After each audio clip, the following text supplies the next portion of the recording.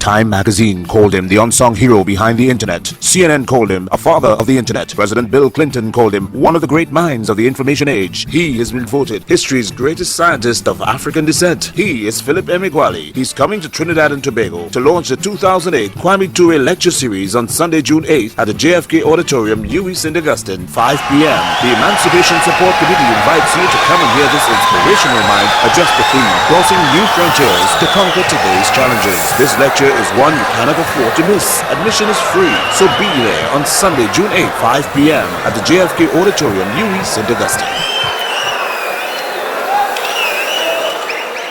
In the 1980s, I was perhaps the world's leading consumer of algebraic equations.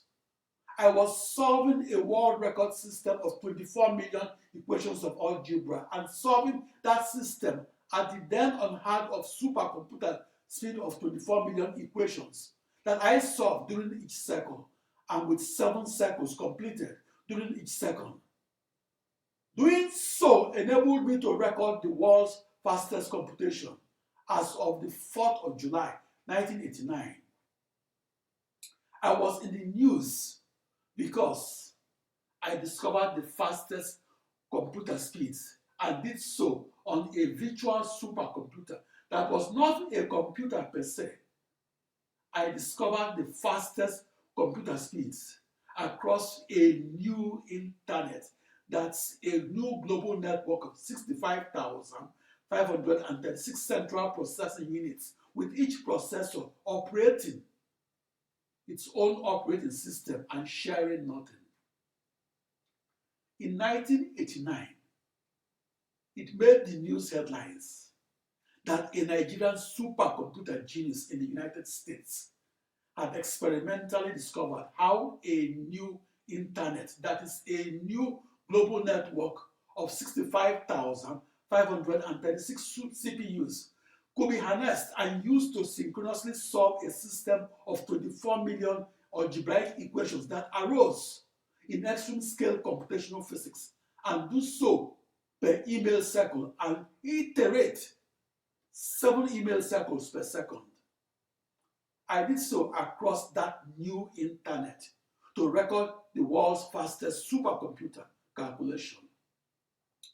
I, Philip Emeagwali, was that Nigerian supercomputer scientist that was in the news back in 1989. My discovery of the parallel supercomputer was also highlighted in the June 20, 1990 issue of the Wall Street Journal. My contribution to the development of the supercomputer is this. In the 1980s, when the parallel supercomputer was mocked, ridiculed, and dismissed as a huge waste of everybody's time, I discovered that grand challenge problems arising in computational physics that are impossible to solve on a conventional supercomputer is possible to solve across the millions upon millions of commodity off-the-shelf processors that outline and define the parallel supercomputer. My discovery of parallel processing became newsworthy because I experimentally proved that I can perform the then world record 3.1 billion calculations per second and execute them across a new internet that is a new global network of 65,536 central processing units. Each processor performed only 47,303 calculations per second. I achieved 7 cycles of 65,536 simultaneous emails per second. In 1989, I parallel processed around the clock, or 24/7. In that year, I had 2 mental images of my virtual supercomputer that was not a computer per se. I'm not bound by a contract to describe the parallel supercomputer that I invented in 1989 and describe that new supercomputer for the understanding of the conventional supercomputer scientists of the late 1940s. Nor do I have to describe that new supercomputer in the exact sense that I understood it when I conceived it in the 1970s. I described my inventions in the light of newer understandings. The word computer was first used in print 2,000 years ago and first used by the Roman author Pliny the Elder. The word computer meant different things to Jesus Christ and to Philip Emeagwali. My first modern supercomputer was a parallel processing machinery that was a new global network of 65,536 central processing units, or a new internet. I discovered how to use that first supercomputer to perform the world's fastest calculations and do so while solving the toughest problems arising in STEM fields. My second supercomputer is the sister parallel processing machinery that was first published as the science fiction story of 64,000 human computers and published back on February 1, 1922, and in the book Weather Prediction by Numerical Process. My contribution to the development of the supercomputer is this.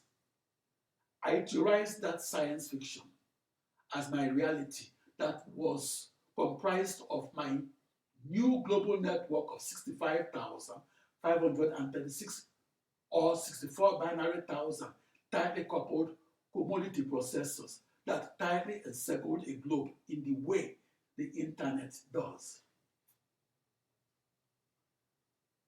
The black inventor must fight hard to get credit for his invention. I am no exception. In the 1980s, I invented a new supercomputer that was new because it was defined by a never-before-seen processor-to-processor configuration. That new supercomputer was also a new internet de facto. The greatest contribution of the black inventor, and the reason he or she is the subject of school reports, is that his or her contributions to science and technology changed the narrative of white intellectual supremacy. I found it troublesome that even though there's only one body of scientific knowledge, America's history of slavery and Jim Crow segregation de facto created artificial distinctions between what I, as a black scientist, can contribute to human knowledge and what a white scientist can contribute.